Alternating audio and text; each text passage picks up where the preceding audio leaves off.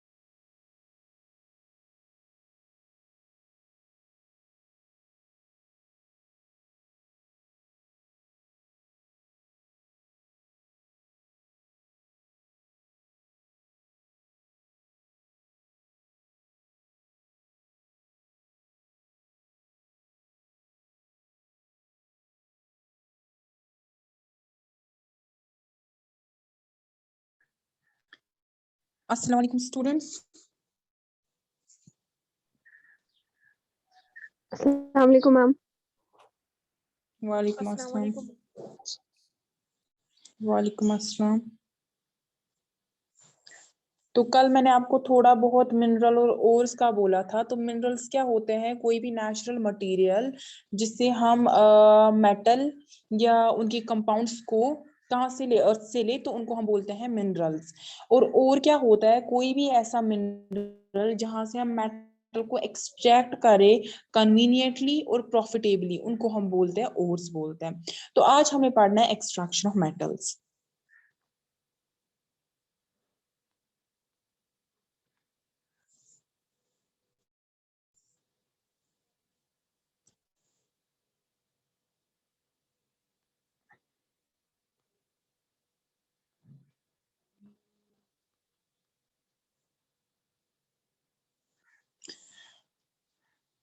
देखो, अब कोई भी और जो मेटल का जो कंटेन करता है मेटल, चाहे कंपाउंड फॉर्म में या चाहे ऐसी नेटिव फॉर्म में, तो उनके साथ दूसरे एलिमेंट्स भी होते हैं। वो खाली अकेला एलिमेंट नहीं होता है जिसको भी हम एक्सट्रैक्ट करते हैं। ठीक है। तो माइनिंग क्या होती है? जब भी हम किसी मतलब अर्थ से कोई भी मेटल लेते हैं, चाहे वो उसके कंपाउंड फॉर्म में हो, यानी और हम बोलेंगे जो भी और हम एक ग्राउंड से लेते हैं, ठीक, उस ओर में क्या होते हैं? उसमें एक मेटल भी होता है, उसमें इम्प्यूरिटीज भी होती हैं, वो एक कंपाउंड फॉर्म में भी हो सकता है। उस प्रोसेस को हम माइनिंग बोलते हैं। ठीक है। तो अब मेटल को उसके ओर से एक्सट्रैक्ट करने को बोलते हैं एक्सट्रैक्शन ऑफ मेटल। ठीक है। यानी मेटल को जब हम जो भी वहां पे कंपाउंड स्टेट में होगा उसके साथ इंप्यूरिटीज होंगी उस ओर में, तो जब हम वहां से फ्री मेटल को लेते हैं उसको हम बोलते हैं एक्सट्रैक्शन ऑफ मेटल्स। अब मेटल को एक्सट्रैक्ट करने के लिए बहुत सारे प्रोसेसेस होते हैं, बहुत सारे स्टेप्स होते हैं। तो ये बहुत सारे प्रोसेसेस है जहाँ पे हम एक्सट्रैक्शन करते हैं मेटल की उनके ओर से। उसके बाद हम उनको प्योरीफाई करते हैं। प्योरीफाई को बोलते हैं हम रिफाइनिंग। ठीक है। प्योरिफिकेशन का दूसरा नाम है रिफाइनिंग। जब हम ये जो बहुत सारे प्रोसेसेस है जो इन्वॉल्व है इस मेटल को एक्सट्रैक्ट करने में उसके ओर से, उसके बाद उसको रिफाइन करने में, इसको बोलते हैं मेटलर्जी। ठीक। मेटलर्जी क्या होता है? वो सारे प्रोसेसेस जहां से हम मेटल को एक्सट्रैक्ट करते हैं उसके ओर से, और उसके बाद उसकी प्योरिफिकेशन करवाते हैं। ठीक। तो अगर हम देखेंगे 3 मेजर स्टेप्स इन्वॉल्व होते हैं एक्सट्रैक्शन ऑफ मेटल की उससे ओर से। पहला आता है उसमें कंसंट्रेशन ऑफ ओर। ठीक। कंसंट्रेशन ऑफ ओर, या इसको हम बोलते हैं एनरिचमेंट ऑफ ओर।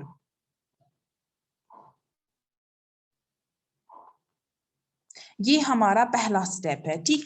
इस स्टेप में क्या होता है? अब देखो, ओर जो होता है वहां उस ओर में क्या होता है? उस ओर में एक तो मेटल होता है, या हम बोलेंगे मेटल का कोई भी कंपाउंड होता है।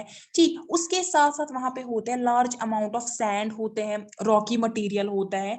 अब जो ये इम्प्यूरिटीज है, सैंड, रॉकी मटेरियल, या कोई भी अर्दी पार्टिकल, या लाइमस्टोन, आपको पता है लाइमस्टोन जो होता है इसकी फॉर्मूला होती है कैल्शियम कार्बोनेट CaCO3।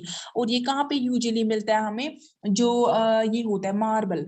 मार्बल जो आप लोगों ने देखा, वो जो किचन में यूज करते हैं ज्यादा, या वेरेंडा वगैरह पे भी यूज करते हैं, वो मार्बल जो होता है वो लाइमस्टोन होता है। ठीक है। ये जो सारे पार्टिकल्स है, जो है रॉकी हो, अर्दी पार्टिकल हो, या सैंड हो वगैरह, ये हमें जरूरत नहीं होते, तो इनको हम अनवांटेड पार्टिकल्स बोलते हैं, यानी जो हमें जरूरत ना हो। और जब ये प्रेजेंट होते हैं किसी और में, इसको हम गैंग बोलते हैं, GANGU, गैंग यू। ठीक है।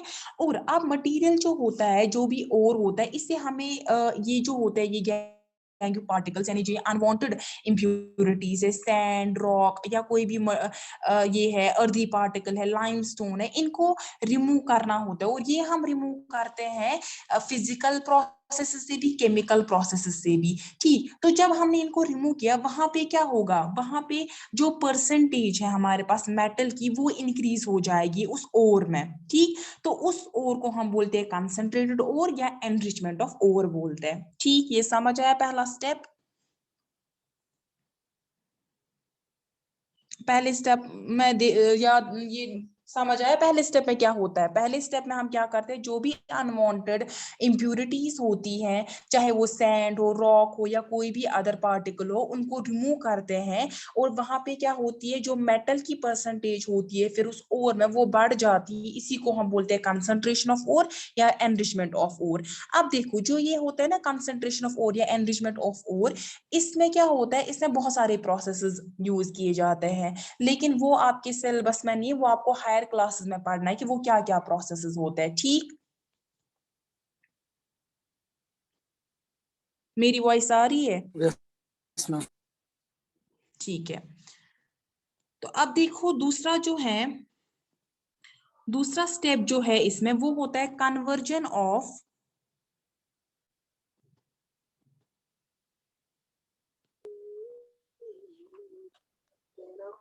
concentrated ore into metal। यानी अब देखो इम्प्यूरिटीज भी हमने रिमूव की। अब क्या आता है, अब मेटल जो होगा, कुछ ऐसे मेटल्स मैंने आपको बोला जो फ्री स्टेट में एग्जिस्ट करते हैं, जैसे गोल्ड आता है, प्लैटिनम आता है। लेकिन जो बाकी हाईली रिएक्टिव होते हैं मेटल्स, वो उनके कंपाउंड फॉर्म में होते हैं। जैसे हमने मेटल्स की रिएक्शन पढ़ी, वो किन किन में फॉर्म, किन किन में एग्जिस्ट करते हैं कंपाउंड फॉर्म में, उनके ऑक्साइड्स में, उनके सल्फाइड्स में या उनके कार्बोनेट्स वगैरह में वो एग्जिस्ट करते हैं। अब हमें क्या करना है, अब हमें जो ये हमारे पास ओर है, अब हमें इस मेटल को फ्री स्टेट में लाना है। उसको हम बोलते हैं रिडक्शन करवाना। यानी जो हमारे पास मेटल ऑक्साइड है, हमें उसको रिड्यूस करना है और हमें मेटल वहां से खाली लेना है। ठीक, एक फ्री स्टेट में हमें मेटल लेना है। अब देखो, ये जो मेटल को जब हम लेते हैं यहाँ से कंसंट्रेटेड ओर से, उसके लिए हम रिएक्टिविटी सीरीज देखते हैं। ठीक, हम अलग अलग डिपेंड करता है कि रिएक्टिविटी क्या होगी उस मेटल की, उसके लिए हम अलग अलग रिड्यूसिंग एजेंट्स को यूज करते हैं। रिड्यूसिंग एजेंट जो रिड्यूस करते हैं उसको, उनको हम बोलते हैं रिड्यूसिंग एजेंट्स। ठीक, अब अगर हम देखेंगे, पहला आता है हाईली रिएक्टिव मेटल्स। ठीक, रिएक्टिविटी सीरीज मैंने आपको पढ़ाया है, रिएक्टिविटी सीरीज का ऑर्डर क्या क्या है। हाईली रिएक्टिव कौन से हैं, पोटेशियम, सोडियम, कैल्शियम, मैग्नीशियम, ये हाईली रिएक्टिव। फिर मॉडरेट आते हैं और फिर लीस्ट रिएक्टिव आते हैं। ठीक, पहले हम देखेंगे extraction of highly reactive metals, इनको हम कैसे एक्सट्रैक्ट करते हैं।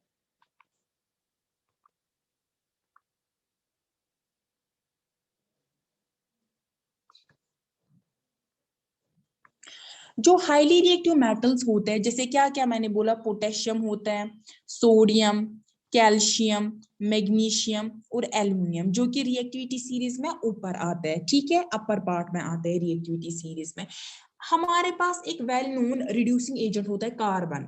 लेकिन क्या होता है इन केसेस में, जहां पे हाईली रिएक्टिव मेटल्स होते हैं, वहां पे हम उनको रिड्यूस नहीं कर सकते, उनके ऑक्साइड्स को हम रिड्यूस नहीं कर सकते कार्बन से।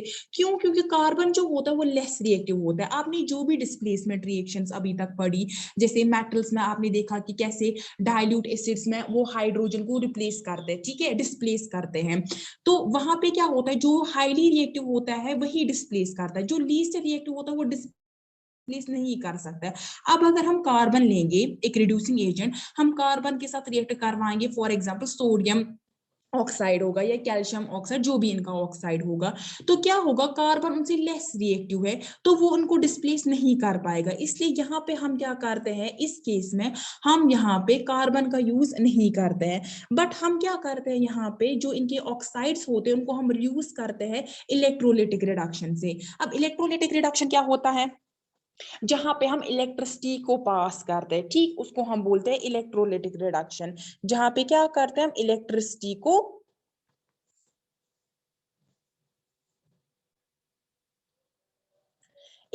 को पास करते हैं, उसको हम बोलते हैं इलेक्ट्रोलिटिक रिडक्शन। अब देखो, आपके पास अगर कोई भी रिएक्शन होगी, वहां पे आपको अगर बोला गया होगा कि इलेक्ट्रोलिटिक यहाँ पे रिएक्शन हो रही है, इसका मतलब है यहाँ पे इलेक्ट्रिसिटी को पास किया जा रहा है।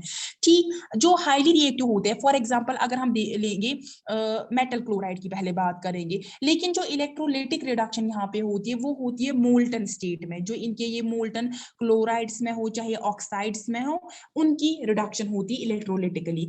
अगर हम देखेंगे जो मोल्टन मेटल क्लोराइड होता है, ठीक, मैं यहाँ पे मोल्टन मेटल क्लोराइड, ठीक, क्या करते हैं, जो ये मोल्टन मेटल क्लोराइड है, इसको इलेक्ट्रोलाइज करते हैं, यानी इससे इलेक्ट्रिसिटी को पास करते हैं। तो क्या होता है, जो प्योर मेटल होता है यहाँ पे, आपको पता है मेटल जो होता है वो पॉजिटिवली चार्जड होता है, ठीक है। और उसके साथ जो नॉन मेटल होता है, जैसे यहाँ पे क्लोराइड है, ठीक, वो क्या होता है, वो नेगेटिवली चार्जड होता है, जैसे क्लोरीन, ठीक, क्लोराइड। तो यहाँ पे क्या होता है कि जो ये प्योर मेटल होता है, ये यहाँ पे प्रोड्यूस होता है कैथोड पे। कैथोड क्या होता है, वो होता है नेगेटिव इलेक्ट्रोड, ठीक। अब देखो, हमारे पास जो मेटल है ये पॉजिटिव है और कैथोड जो होता है नेगेटिव है, तो इस वजह से क्या हम बोल सकते हैं कि जो मेटल है ये इस नेगेटिव इलेक्ट्रोड पे ही प्रोड्यूस होगा। क्यों? क्योंकि पॉजिटिव चार्जेस ही अट्रैक्ट होते हैं, सॉरी पॉजिटिव नहीं, जो पॉजिटिवली चार्जड होते हैं, यहाँ पे मेटल का पॉजिटिव चार्ज है और इस इलेक्ट्रोड का नेगेटिव चार्ज है, तो ये दोनों क्या होंगे, ये अट्रैक्ट होंगे, यानी जो हमारे पास मेटल है वो प्रोड्यूस होगा इस नेगेटिव इलेक्ट्रोड पे, यानी कैथोड पे। अब जो क्लोराइड है इस पे नेगेटिव चार्ज है, तो क्या होगा, ये पॉजिटिव इलेक्ट्रोड पे प्रोड्यूस होगा, और वो पॉजिटिव इलेक्ट्रोड क्या होता है, उसको हम एनोड बोलते हैं, ठीक है। यानी यहाँ पे एक तो मेटल रिलीज होगा, फ्री मेटल हमारे पास, हम बोलेंगे प्योर मेटल हमारे पास प्रोड्यूस होगा कैथोड पे, और जो क्लोरीन गैस होगा वो प्रोड्यूस होगा एनोड पे, ठीक। दूसरी हम ले सकते हैं example, suppose molten metal oxide है, ये था मेटल क्लोराइड के बारे में। अब आ सकता है मोल्टन मेटल ऑक्साइड, ठीक। वहां पे क्या होगा कि मेटल जो होगा, अगेन जो प्योर मेटल है हमारे पास, वो प्रोड्यूस होगा कैथोड पे। जैसे ही हमने इलेक्ट्रिसिटी को पास किया तो वो प्रोड्यूस होगा कैथोड पे, यानी नेगेटिव इलेक्ट्रोड पे, और जो ऑक्सीजन गैस होगा वो प्रोड्यूस होगा कहाँ पे, पॉजिटिव इलेक्ट्रोड पे वो प्रोड्यूस होगा। अब देखो, सबसे पहले हम एग्जांपल लेते हैं एक्सट्रैक्शन ऑफ सोडियम मेटल।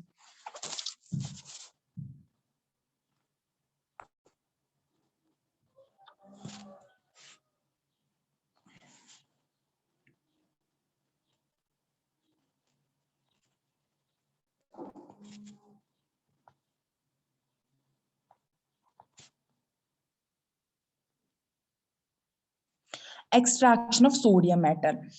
अब सोडियम जो होगा, अब अगर ये अपने कंपाउंड फॉर्म में होगा, हम लेंगे मोल्टन सोडियम क्लोराइड, ठीक है। अगर ये अपने कंपाउंड फॉर्म में है NaCl में, हमने इसको सबसे पहले ग्राउंड से लिया, अब ये अपने, फिर हमने इसमें जो भी अनवांटेड पार्टिकल्स थे उनको रिमूव किया, अब हमारे पास बचता है सोडियम क्लोराइड, लेकिन मोल्टन स्टेट में, ठीक। मोल्टन हम कैसे बना सकते हैं, यानी जो विस्कस लिक्विड होता है उसको हम कैसे क्रिएट करते हैं, हीट देके सिंपली।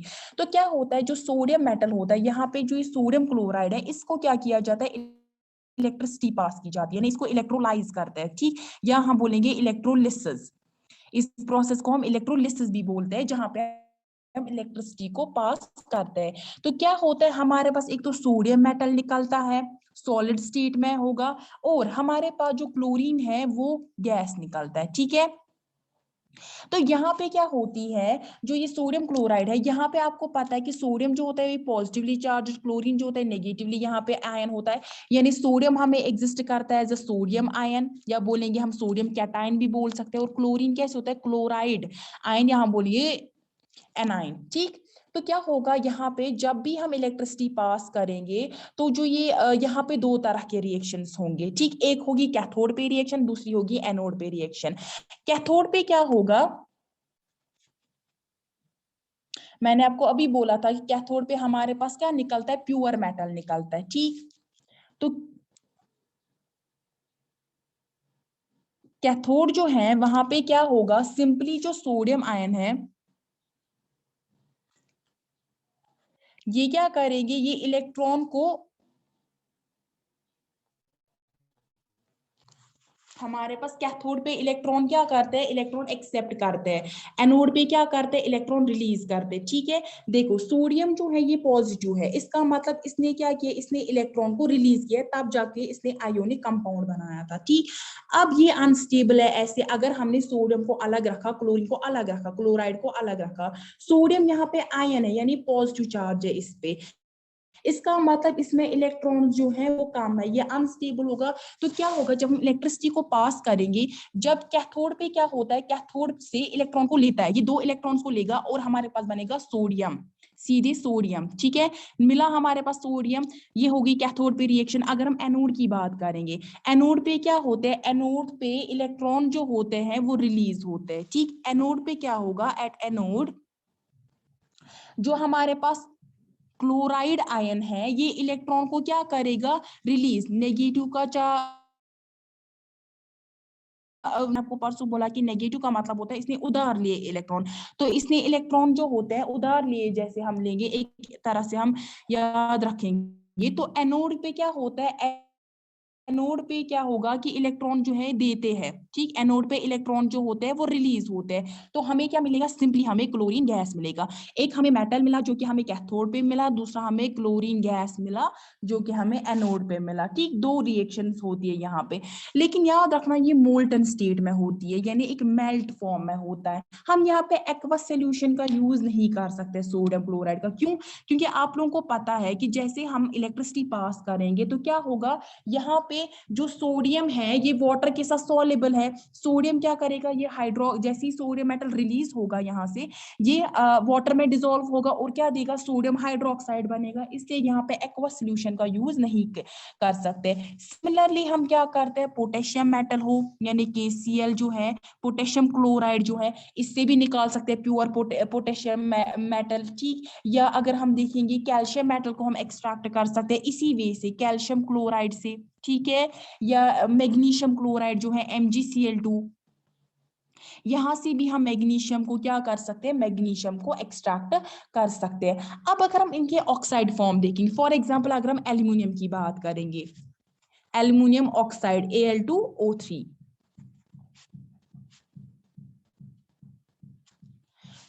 तो सपोज Al2O3 जो है, इससे हमने क्या किया, इलेक्ट्रिसिटी को पास किया, यानी इलेक्ट्रोलिसिस प्रोसेस की, तो क्या होगा, यहाँ पे एल्यूमिनियम निकलेगा हमें, प्लस हमें निकलेगा ऑक्सीजन गैस, ठीक। अब अगर हम बैलेंस करेंगे, यहाँ पे 4 क्योंकि 2 2 और 4, तो ऑक्सीजन यहाँ से है 2 3 और 6, तो यहाँ से 2 है तो 3 2 और 6 हो गया बैलेंस, ठीक है। तो इलेक्ट्रोलिसिस, तो यहाँ पे क्या होता है, हमें पता है एल्युमिनियम ऑक्साइड जो होता है, यहाँ पे जो एल्युमिनियम होता है, एल्युमिनियम क्या आयन होता है, एल्युमिनियम 3 पॉजिटिव कैटायन होता है। और हमारे पास जो ऑक्साइड आयन होता है वो कैसे होता है, वो O2 नेगेटिव होता है, ठीक है। तो कैथोड पे क्या होगा, प्योर मेटल रिलीज होगा, जो कि मैंने आपको बोला, एल्युमिनियम क्या करेगा, Al3 पॉजिटिव जो है यहाँ पे, लेकिन दो, अगर हम देखेंगे यहाँ पे 2 एल्युमिनियम है, या अगर हम 4 भी लेंगे वैसे बैलेंस करके, तो क्या होगा, ये इलेक्ट्रॉन को लेगा कहां से, 3 इलेक्ट्रॉन्स अगर हम लेंगे, अगर हम खाली एक एल्युमिनियम की बात करेंगे कैथोड से, ठीक है, कैथोड से इलेक्ट्रॉन्स को लेगा और हमारे पास एल्युमिनियम मेटल मिलेगा। ये होगा जब हम इलेक्ट्रिसिटी को पास करेंगे। उसके बाद सिमिलरली ऑक्साइड जो होगा वो इलेक्ट्रॉन को क्या करेगा, रिलीज करेगा, कहाँ पे, एनोड पे, और हमारे पास ऑक्सीजन गैस मिलेगा। तो क्या क्या हुआ, जब हम एल्युमिनियम ऑक्साइड को इलेक्ट्रोलाइज करवाते हैं, हमें कैथोड पे निकलता है प्योर एल्युमिनियम मेटल निकलता है, और हमारे पास जो एनोड है वहां पे हमें एक ऑक्सीजन गैस रिलीज होता है, ठीक। आया समझ, ये थी हाईली रिएक्टिव जो होते हैं, उनको हम रिड्यूस किससे करवाते हैं, इलेक्ट्रोलिटिकली रिड्यूस करते हैं। उनको हम कार्बन से नहीं करवा सकते, बिकॉज कार्बन जो होता है वो लेस रिएक्टिव होता है, वो डिस्प्लेस नहीं कर सकते इन मेटल्स को उनके ऑक्साइड से या उनके क्लोराइड से, ठीक। आया समझ, समझ आ रहा है, यस मैम। ठीक, ठीक है।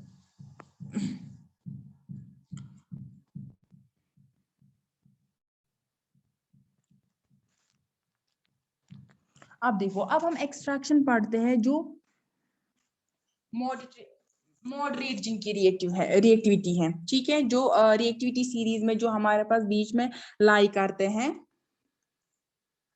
उनकी एक्सट्रैक्शन अब हम पढ़ते हैं। एक सेकेंड,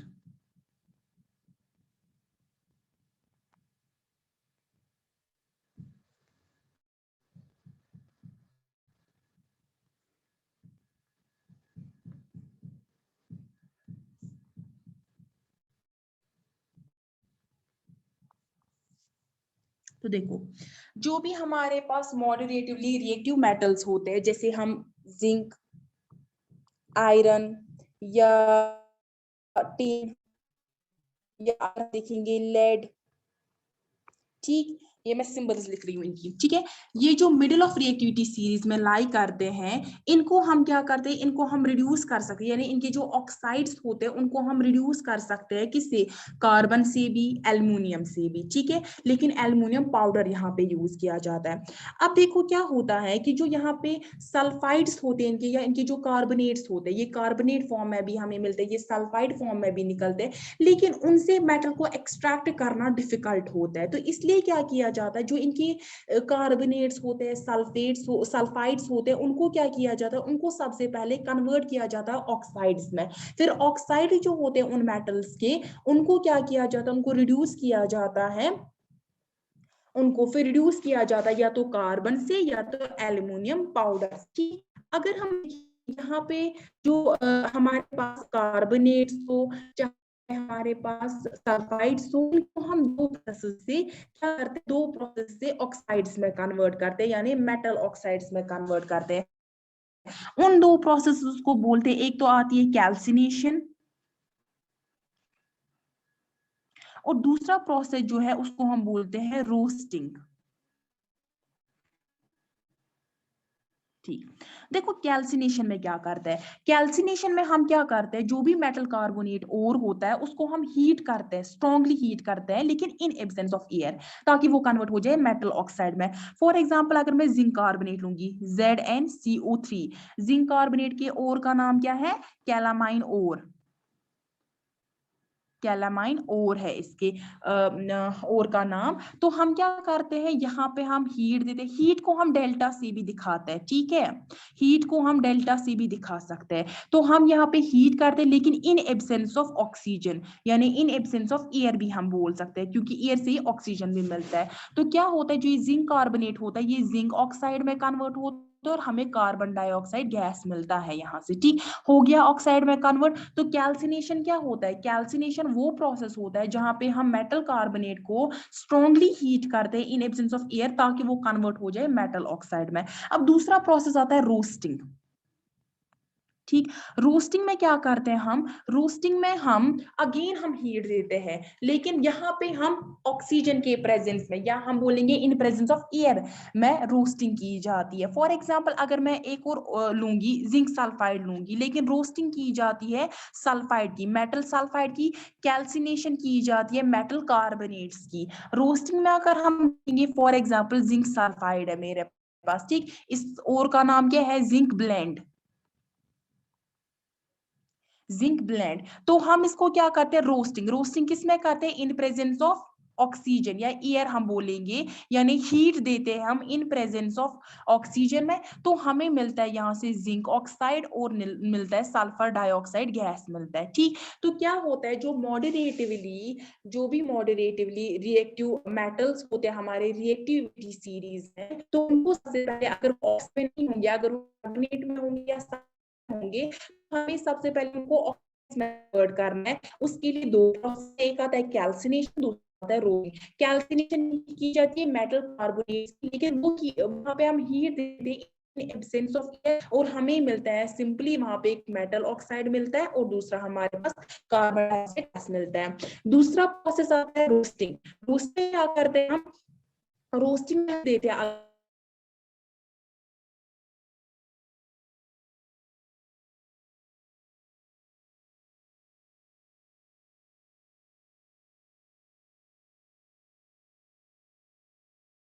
क्या होगा, ऑक्साइड का मेटल मिलेगा डाइऑक्साइड का। अब हमारे पास जो मेटल ऑक्स मिली, ऑक्साइड लेती हूँ, जिंक ऑक्साइड है,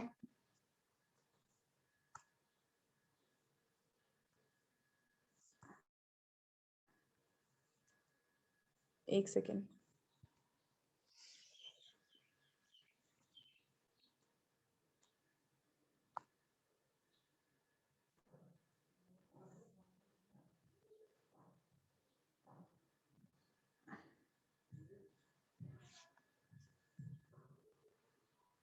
जिंक ऑक्साइड है, इसको हम कार्बन के साथ रिएक्ट करवाते हैं और यहाँ पे क्या होगा, यहाँ पे जो कार्बन है ये डिस्प्लेस करेगा जिंक को, ठीक है, डिस्प्लेसमेंट रिएक्शन दिखाएगा। यहाँ पे हमें जिंक मेटल मिलेगा एक तो, और क्या मिलेगा, कार्बन मोनोऑक्साइड। यहाँ पे ये कार्बन जो है ये इस जिंक को डिस्प्लेस करेगा यहाँ से, इस ऑक्साइड से, और हमें मिलेगा जिंक और कार्बन मोनोऑक्साइड गैस मिलेगा यहाँ पे, ठीक। अगर हम आयरन देखेंगे, आयरन जो मेटल है हम उसको एक्सट्रैक्ट करते हैं उसके ऑक्साइड ओर से, जिसका नाम है haematite, Fe2O3।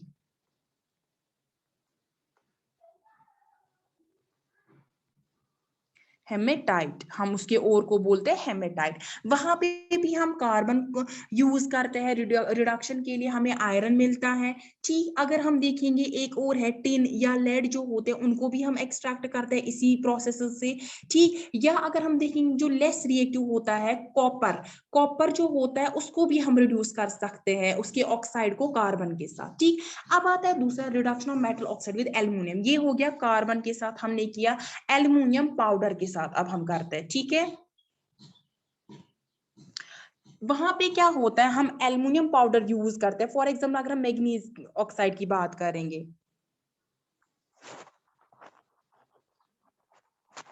Aluminium powder use करते हैं, और यहाँ पे क्या होगा, यहाँ पे मैग्नीज मेटल निकलेगा, Al2O3 निकलेगा, एल्युमिनियम ऑक्साइड, और यहाँ पे क्या होता है, यहाँ पे हीट रिलीज होती है। ये जो रिएक्शन होती है ये हाईली एक्सोथर्मिक होती है, यानी यहाँ से क्या होता है, यहाँ से बहुत ज्यादा अमाउंट ऑफ हीट जो होती है वो रिलीज होती है। जब यहाँ से वो हीट निकलती है वो क्या करता है, यहाँ से तो हमें मेटल सॉलिड में मिला, ये हीट क्या करती है, इस हीट की वजह से जो ये मेटल है हमारे पास, सपोज यहाँ पे हमें मैग्नीज है, ये इसको मेल्ट करता है, मोल्टन स्टेट में लाता है, ठीक है। अब यहाँ पे कंसेप्ट आता है थर्माइट रिएक्शन। थर्माइट रिएक्शन क्या होता है, जब हम रिड्यूस करते हैं मेटल ऑक्साइड्स को ताकि हम मेटल बनाएं, ठीक है, मेटल मिले, जहां पे हम एल्युमिनियम पाउडर को यूज करते हैं, तो वहां पे क्या होता है, उसको हम बोलते हैं थर्माइट प्रोसेस। यहाँ पे मैंने बोला आपको कि हीट निकलती है, हाईली एक्सोथर्मिक होती है, ये इस मेटल को कन्वर्ट करते हैं मोल्टन स्टेट में। इसके कुछ एप्लीकेशंस होते हैं, जैसे अगर आपने देखा होगा रेलवे में जो आयरन वगैरह होता है, वो ट्रैक जो होता है, रेलवे ट्रैक जो होता है, वहां पे जो आयरन के बड़े बड़े जो होते हैं वो रॉड्स, उनको क्या किया जाता है, उनको ज्वाइन किया हुआ होता है, जिसको हम वेल्डिंग बोलते हैं, वेल्डिंग प्रोसेस हम बोलते हैं, जहां पे हम उनको क्या करते हैं, ज्वाइन करते हैं, या मशीन पार्ट्स जो होते हैं उनको ज्वाइन करते हैं, ठीक है। तो यहाँ पे क्या होता है, सपोज हमारे पास आयरन ऑक्साइड है, मैं एग्जांपल लूंगी आयरन ऑक्साइड की,